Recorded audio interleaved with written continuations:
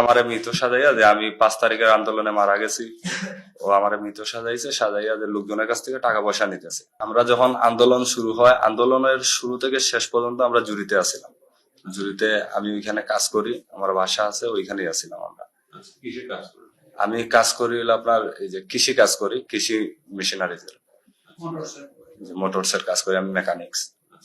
আমি ওইগুলার কাজ করি, তো আমি ওইখানেই থাকি। ওই আন্দোলনের সময় আমি ওইখানে ছিলাম, আন্দোলন শেষ পর্যন্ত আমি জড়িত আছিলাম। তো তারপর একটা পারিবারিক ঝামেলার কারণে রাগারাগি হয় ওর সাথে, ওর বাড়িতে চলে যায়। এরপর থেকে আমার সাথে আর কোনো যোগাযোগ নেই ওর। আমার স্থায়ী ঠিকানা জেলা লালমনিরহাট, গ্রাম খাতাপাড়া বাগিচা, আর থানা লালমনিরহাট। বাবার নাম? বাবার নাম নূর নবী। মামলায় কি লেখছে? সুমন মিয়া কি লেখছে? মামলার ওইটা আমি দেখি না, এটা বলতে পারি না কি লেখা আছে।